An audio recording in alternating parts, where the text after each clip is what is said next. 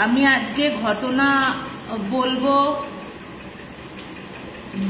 একটা বাড়ির ঘটনা, যে ঘটনাটায় প্রথমের দিকে মনে হবে যে কিছুটা অলৌকিক রয়েছে, কিছুটা তন্ত্রমন্ত্র রয়েছে, কিন্তু পরবর্তীকালে দেখা যাবে যে পুলিশ, আমরা অনেক সময় পুলিশের ওপর হেল্প, মানে পুলিশ কোনোদিন কোনো ইনভেস্টিগেশন করে না, এটা আমাদের মনে একটা থাকে যে পুলিশ কোনো হেল্প করে না, কোনো ইনভেস্টিগেশনে সাহায্য করতে পারে না। তা আমার যে ঘটনাটা, ওই ঘটনাটার বাড়ি যেটা ছিল, সেই বাড়িটাই না হঠাৎ করে কোনো কারণবশত ছাড়াই আগুন লেগে যেত, এবং ওই বাড়িতে ওই বাড়িটায় 3খানা অস্বাভাবিক মৃত্যু হয়েছিল। এবং ওই থ্যাংক ইউ,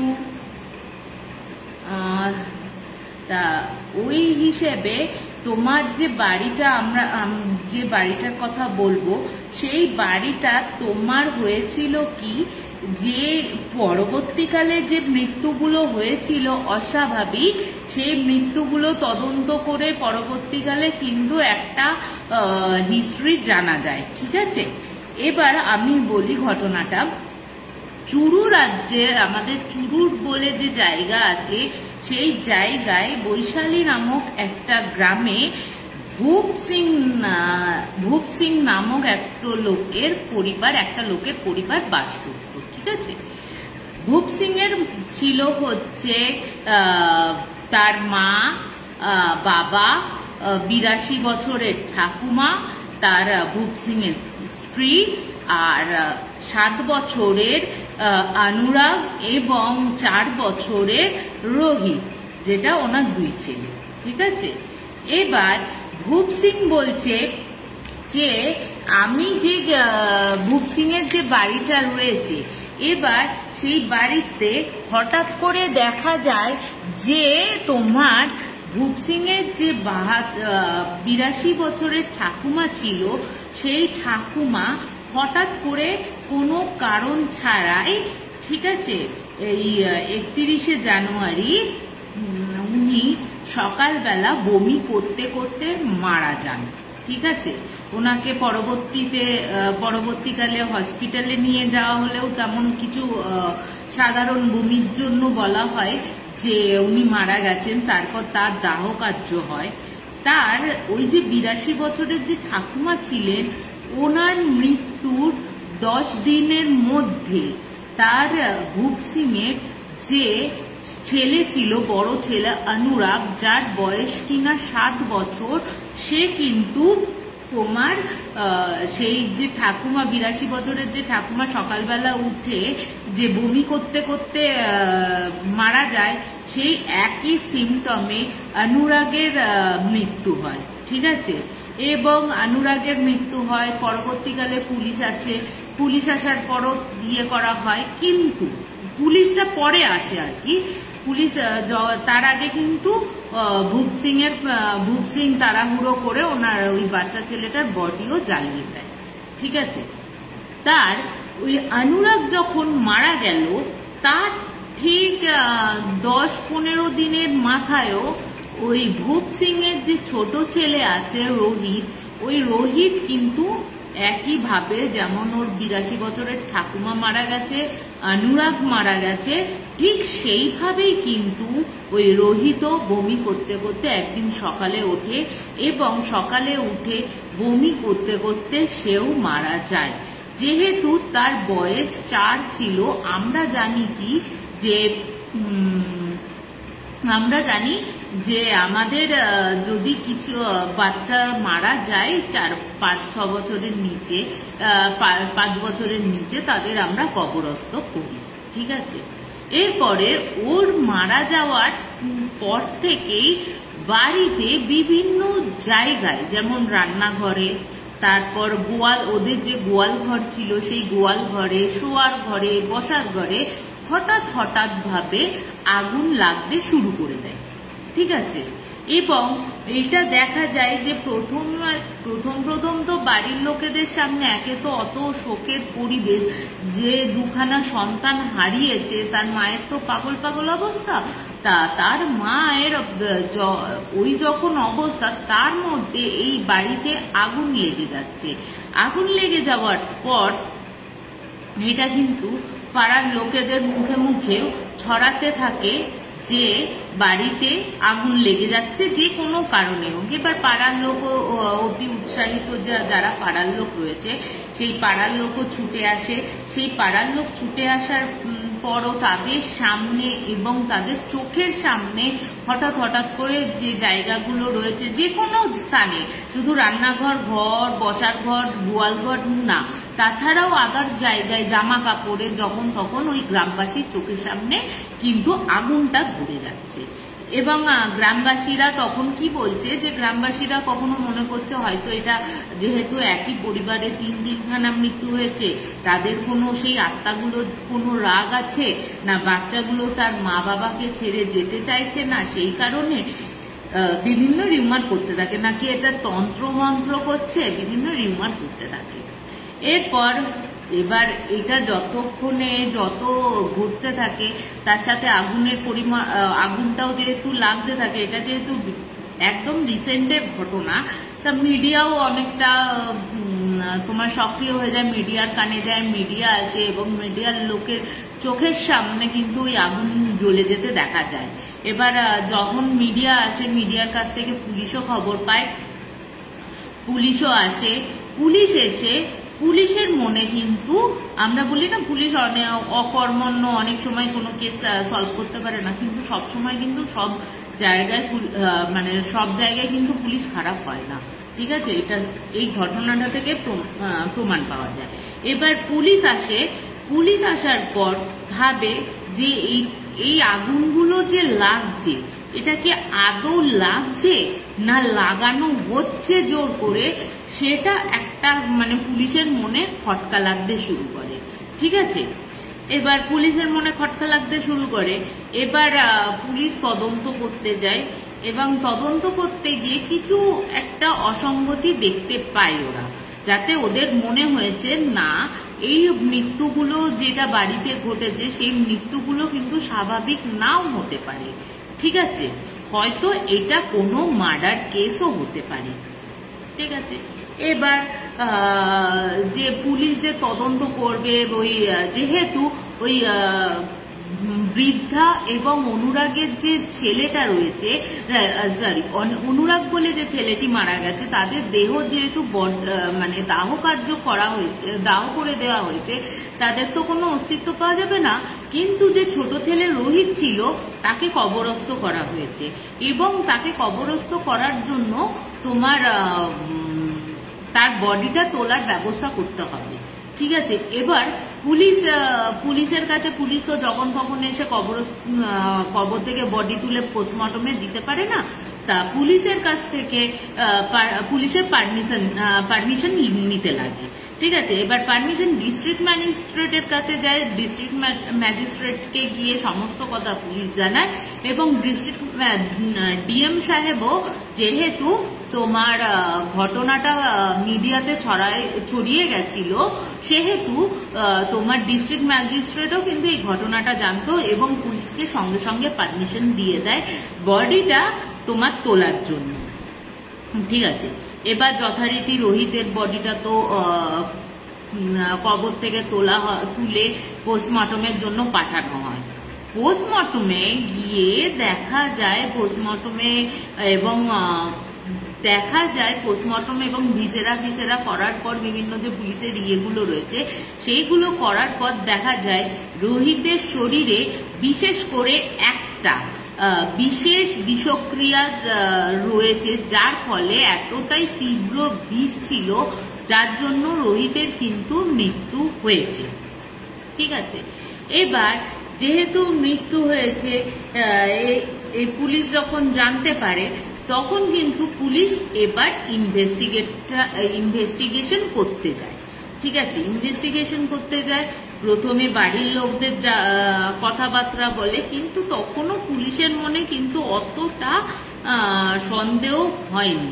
ঠিক আছে, এবার পাড়া প্রতিবেশী, আত্মীয় স্বজন তাদের সাথে জিজ্ঞাসাবাদ করে যে ভূপ সিং এর সাথে ছেলের সম্পর্ক কি ছিল, দুই ছেলের সম্পর্ক কি ছিল। এবার 7 বছর আর 4 বছরের ছেলের সাথে কি এমন সম্পর্ক খারাপ থাকতে পারে যে মেরে ফেলতে পারে। এরকম দেখা গেছে যে বড় অবস্থাতে কখনো ছেলে বাবাকে মেরে ফেলেছে, মার্ডার করেছে, বা বাবা ছেলেকে মার্ডার করেছে, কিন্তু এই ক্ষেত্রে আত্মীয় স্বজন বলো, পাড়া প্রতিবেশী বলো, তারা কিন্তু কখনো ওই ছেলের সম্পর্কে বা 82 বছরের যে ঠাকুমা ছিল তাদের কিন্তু বলেনি যে কোনো ঝগড়াঝাটি অশান্তি ছিল। তারা বলতো সব সময় এই ভূপ সিং এর পরিবার খুব শান্তশিষ্ট একটা মিলমিশ পরিবার ছিল, যাতে সবাই গ্রামের সবাইয়ের সাথে মানে মেলামেশা করতো, কোনো ওরকম আমরা কিছু লক্ষ্য করিনি। ঠিক আছে, এবার পুলিশ যখন দেখছে যে এটা তো একটা অস্বাভাবিক মৃত্যুর ঘটনা ঘটে গেছে, তার ফলে ওর যে রোহিতের শরীরে যে বিষটা পাওয়া গেছে, তার মানে আরো যে 2জন মারা গেছে, যে ঠাকুমা আর যে অনুরাগ, তাদেরও একই বিষ দিয়ে তাদেরও মারা হয়েছে। ঠিক আছে, তাদেরও মারা হয়েছে। এবার পুলিশ কি করলো, পুলিশ ওই দিকটা বন্ধ রেখে ওই দিকটা তদন্ত করতে থাকে, এবং তার সাথে যে বাড়িতে হঠাৎ করে আগুন লেগে যাচ্ছে, বিভিন্ন জায়গায় আগুন লেগে যাচ্ছে, সেই জায়গাগুলো থেকে কিছু জিনিসপত্র ওরা এভিডেন্স জোগাড় করে। এভিডেন্স নিয়ে ওরা ফরেন্সিকে পাঠায়। ওরা ফরেন্সিকে পাঠানোর পর তোমার জানা যায় যে ওই যে জন্য আগুনটা ধরে যাচ্ছে সেইগুলোতে প্রত্যেকটাতে সোডিয়াম রয়েছে। এবার আমরা জানি সোডিয়াম যদি বাতাসের সাথে আসে আগুন ধরে যায়। ঠিক আছে, আগুন লেগে যায়। এবার পুলিশের সন্দেহ গিয়ে পড়ে হচ্ছে ভূপ সিং এর ওপর।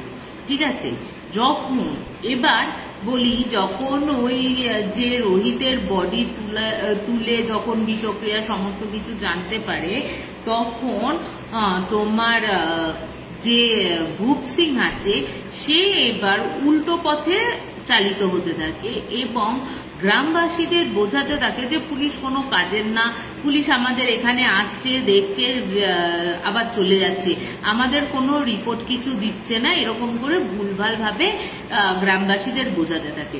এবার পুলিশ যখন দ্বিতীয়বার যায় তদন্তের জন্য, তখন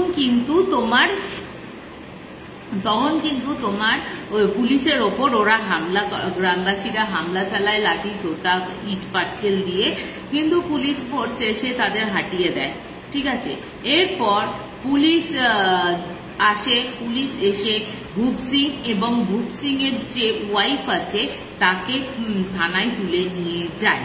ঠিক আছে, থানায় তুলে নিয়ে যায় এবং মিডিয়ার কাছে এটাও খবর আসে যে ভূপ সিং এর স্ত্রী এবং ভূপ সিং কে পুলিশ তুলে নিয়ে গেছে তদন্তের ক্ষেত্রে। এবং বেশ কিছুক্ষণ বাদে ইন্টারোগেট করার পর ভূপ সিং তো প্রথমে মুখ খুলবে না, কিন্তু ভূপ সিং এর স্ত্রীর সাথে কথা বলার পর পুলিশ জানতে পারে যে এই মৃত্যুগুলোর পেছনে ভূপ সিং এর স্ত্রীর কোনো হাত নেই। ঠিক আছে, ভূপ সিং এর স্ত্রী একদম নির্দোষ। তাকে বলা হয়, ভূপ সিং এর স্ত্রীকে বলা হয় যে আপনি এখন আসতে পারেন, আপনাকে যদি কোনো সময় দরকার হয় আপনাকে আমরা ডেকে পাঠাবো, এখন আপনি বাড়ি চলে যান। ঠিক আছে, তা ভূপ সিং এর স্ত্রী বাড়ি চলে আসে। এবার ভূপ সিংকে আলাদাভাবে পুলিশ পুলিশ জিজ্ঞাসাবাদ শুরু করে। ঠিক আছে, প্রথমে তো ভূপ সিং বিভিন্ন ভাবে মানে কি বলবো তোমার অসহযোগিতা, যাকে বলে অসহযোগিতা করা শুরু করেছিল, কিন্তু পরবর্তীকালে পুলিশের চাপে পড়ে সে কিন্তু তোমার আস্তে আস্তে মুখ খোলা শুরু করে। পুলিশ প্রথমে কিভাবে তোমার ভূপ সিং এর ওপর সন্দেহটা হয়, কারণ পুলিশ যখন জানতে পারে, আশেপাশের লোকজনের কাছ থেকে জানতে পারে ভূপ সিং কিন্তু একটা জায়গায় কম্পাউন্ডারের কাজ করত। এবার কম্পাউন্ডারে যেহেতু কাজ করতো সেহেতু ভূপ সিং এর কাছ থেকে সোডিয়াম পটাশিয়াম এইসব বের করা বা করা তার কাছে কিন্তু কোনো ব্যাপার ছিল না। এই ঘটনার পর থেকে যখন ওই যে ড্রাগস তোমার বিষ যেহেতু কম্পাউন্ডার ছিল তার কাছে সোডিয়াম পাওয়া ড্রাগস পাওয়া এবং বিষ যেটা দিয়ে মারা হয়েছে সেটা তোমার ওর কাছে খুব সম্ভবত খুব ভালোভাবে অ্যাভেলেবেল ছিল, যেতে বা সাধারণ মানুষের কাছে যেটা অ্যাভেলেবেল না হতে পারে কিন্তু ওনার কাছে অ্যাভেলেবেল ছিল, যেহেতু উনি একটা সরকারি ওখানকার সরকারি হসপিটালের কম্পাউন্ডার ছিলেন।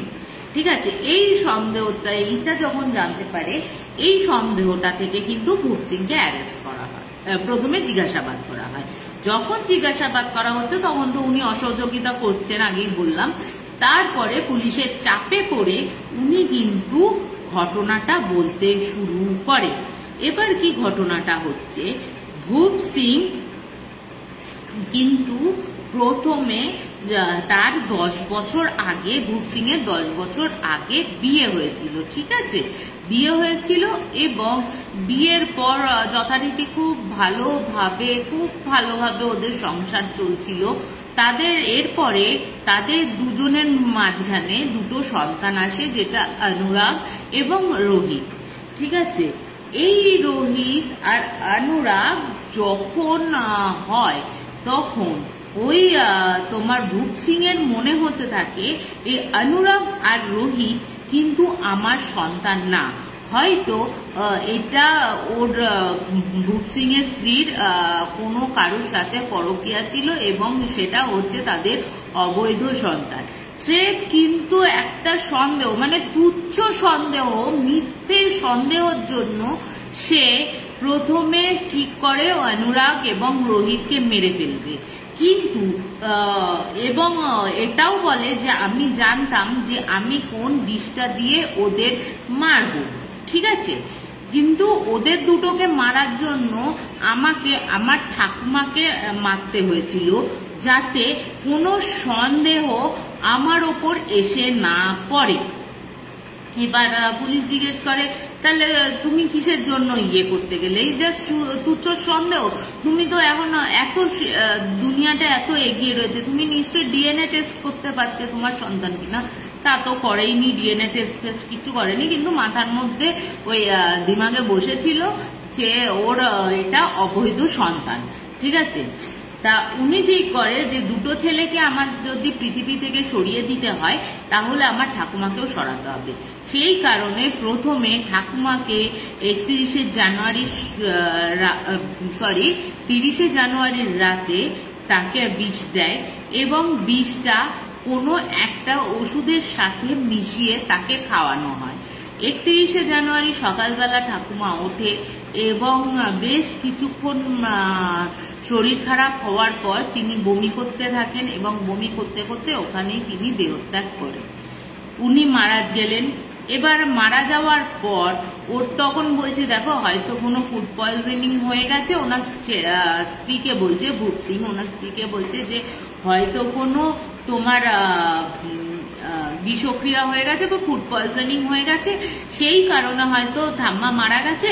তুমি একটা কাজ করো, যে আমি একটা ওষুধ এনে দিচ্ছি, সেই ওষুধ দুটো তুমি অনুরাগ আর রোহিতকে খাওয়াও, যাতে ওরা সুস্থ থাকে, যাতে এই এফেক্টটা কোনো কারণে হয়তো এফেক্ট করেছে, সেই আমাদের সন্তান যাতে ভালো থাকে সেই কারণে তুমি ওষুধগুলো খাওয়াও এবং তাতে কিন্তু কোনো কিছু হবে না আমাদের সন্তানের। এবার উনি তো বিশ্বাস করে, ওনার স্ত্রী তো বিশ্বাস করে অনুরাগকে প্রথমে খাওয়ায় 10 দিন বাদে, না প্রথমে অনুরাগকে যখন খাতে আসে তার 10 দিন বাদে তখন ও নিজে হাতেই স্ত্রীকে দেয়, বলে তুমি আজকে ওষুধটা অনুরাগকে খাইয়ে দাও। ওষুধটা খাওয়ানোর পর পরের দিনও একই অবস্থায় ও মারা যায়, তারও দেহ কার্য করা হয়ে যায়। রোহিতকেও তার 10-15 দিন বাদে একইভাবে ওষুধ দেওয়া হয় এবং সেও মারা যায়। দেখো সামান্য এবার বলছে যে রোহিতের ব্যাপারটা যখন হয়েছে আশেপাশের লোকজনেরও তো মনে সন্দেহ হতে থাকে যে হঠাৎ করে কেন একই বাড়িতে তিনজন এইভাবে বমি করতে করতে মারা গেল, কেন তারা অন্য কোথাও কিছু ব্যবস্থা করলো না। এইটা যখন সবার মনে কোয়েশ্চেন ঘুরতে থাকে এবং আশেপাশে গ্রামবাসীরা যখন ওকে বলতে থাকে, ওর ফ্যামিলিকে বলতে থাকে, তখনও কিন্তু ও ওই ব্যাপারটাকে ঘোরানোর জন্য সোডিয়াম এনে বিভিন্ন জায়গায় দিয়ে রাখতো। এবার সোডিয়াম আনার দিয়ে রাখতো, এরপর থেকে শুরু হতো আগুন জ্বলে যাওয়া, বিভিন্ন জায়গায় আগুন জ্বলে যাওয়া। তা এই আগুন জ্বলে যাওয়ার জন্য হঠাৎ করে আগুন জ্বলে যাচ্ছে, মানুষের চোখের সামনে আগুন জ্বলছে, মিডিয়ার চোখের সামনে আগুন জ্বলছে, এই দিকটা পুরো ও এই সোডিয়ামটা এনে এই পুরো খুনের দিকটা মোড়টা ঘুরিয়ে দেওয়ার চেষ্টা করেছিল ওই আগুন লাগিয়ে, যাতে গ্রামবাসীরা ভাবতে পারে হয়তো তন্ত্রমন্ত্র হতে পারে বা কখনো আত্মার কাজ হতে পারে, কখনো কিছু হতে পারে। কিন্তু না, এটা এই ভূপ সিংই সামান্য কারণে, সামান্য সন্দেহের একটা ভুল সন্দেহের কারণে তিনটে মানুষের জীবন কেড়ে নিয়েছিল। মানে কতটা একটা মানুষ, কতটা পরিমাণ, আমি তাকে সাইকোই বলবো, পাগল বা সাইকো না হলে সামান্য একটা কারণে তার নিজের সন্তান, নিজের ঠাকুমাকে মেরে ফেলতে পারে। কোনো কারণ নেই, যেখানে সম্পত্তি নেই, যেখানে কোনো লোভ লালসা কিছু নেই, স্রেফ সন্দেহের জন্য তাকে মেরে ফেলা হয়েছে। এবং পরবর্তীকালে পুলিশ এসে তোমার পুলিশ তো ভূপ সিংকে অ্যারেস্ট করে, এবং অ্যারেস্ট করার পর তার তো পরবর্তীকালে শাস্তি হয়। কিন্তু আমার মনে হয় এই যে ভূপ সিং যা যা করেছে, এই সোডিয়াম লাগানো বলো, তার বলো, তার শাস্তি কি পুলিশ করতে পারবে? ভগবানই হয়তো এর শাস্তিটা দিতে পারবে, যদি না এই ঘটনাটা তাও তোমার ধরা পড়তো না, যদি না পুলিশ এখানে ইনভলভ হতো, এবং রোহিতেরও বডিটা যদি ওরা দাহ কার্য করে দিত, তাহলে কিন্তু মধুমিতা দি তুমি দেখছো, থ্যাংক ইউ। তা ওই যে ঘটনাটা, মানে যদি না তোমার ওই জিনিসটা হতো, রোহিতের বডিটা যদি কবরস্থ না করা হতো, তাহলে কিন্তু ভূপ সিং আজও তার বহাল তবিয়াতে এই বাড়িতেই বাস করত। হ্যাঁ, তার কিন্তু কোনো শাস্তিই হতো না। তো স্রেফ এই মানে মার্ডার কেসটিকে ঘুরিয়ে দেওয়ার জন্য বাড়িতে কিন্তু আগুন লাগিয়ে দেওয়া হচ্ছিল। তাই এই হচ্ছে আমার কাছে একটা ভালো ঘটনা এসেছিল, যে ঘটনাটা আমার মনে হয়েছিল যে বেশ রোমাঞ্চকর ঘটনা। কারণ একটা মার্ডার লোকাতে গিয়ে সে কি করে সন্দেহের বশে তার মানে আগুন লাগায়, গ্রামবাসীদের উত্তপ্ত করে, মানুষজনদের ভুল বোঝায়, স্রেফ ও নিজেকে দোষী, মানে নিজেকে খুনি লোকানোর জন্য, যে আমি খুনি না, অন্য কোনো কারণে খুন হয়েছে বা অস্বাভাবিক মৃত্যু হয়েছে। স্রেফ সন্দেহ, মানে একবার বলে না, সন্দেহ যদি মাথায় ঢুকে যায়, সেটা মানে ভগবানেরও সাধ্য নেই যে সেই সন্দেহটাকে মাথা থেকে বের করা। ও ভূপ সিং ওই দুটো বাচ্চাকে মার্ডার করার জন্য তার 82 বছরের ঠাকুমাকেও মারতে হয়েছিল। সে তো এমনি কদিন বাদে মারা যেত, মানে স্বাভাবিক ভাবে, তাকেও তো কোনো মার্ডার হয়নি। যেহেতু না ওই দুটো ছেলে মার্ডারের জন্য ধরা পড়ে যায়, সে তো প্রথমে তার ঠাকুমাকে দিয়ে শুরু করলো। মানে সন্দেহ এমন একটা খারাপ জিনিস, যে পুরো পরিবারটাকে এই তুচ্ছ সন্দেহের কারণে পুরো পরিবারটাকে শেষ হয়ে যেতে হয়েছিল। তা এই হচ্ছে আমার আজকের এই বাড়ির ঘটনা।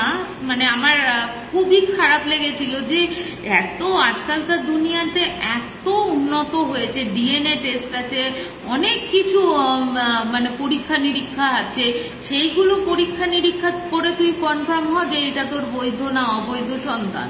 সেটা না করে সামান্য করে দুটো ছেলে একটা ঠাকুমাকে মেরে ফেলা, এটা কোনো যুক্তি আমি খুঁজে পেলাম না ভূপ সিংয়ের।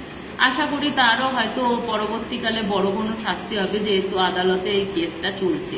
তা নিশ্চয়ই আরো আশা করা যায়, যদি আদালতও না অতটা শাস্তি দিতে পারে, ভগবান তো আছে, ভগবানের ওপর তো এইটুকু বিশ্বাস আমরা করি যে ভগবান তার শাস্তি ঠিকই দেবে। তা এই হচ্ছে আমার ঘটনা। তা আজকে আমি এখানেই শেষ করছি। তা কেমন লাগলো একটু আমাকে কমেন্টে জানিও ঘটনাটা, ঠিক আছে? তা একটু আমাকে কমেন্টে জানিও প্লিজ, তাহলে আমার খুব ভালো লাগবে। খুব ভালো থেকো তোমরা। আজকে ছোট্ট ঘটনা দিয়ে শেষ করলাম, পরবর্তীকালে আরো ভালো ভালো ঘটনা তোমাদের কাছে দেব। তা গুড নাইট, শুভরাত্রি, প্রত্যেকে ভালো থেকো, নমস্কার।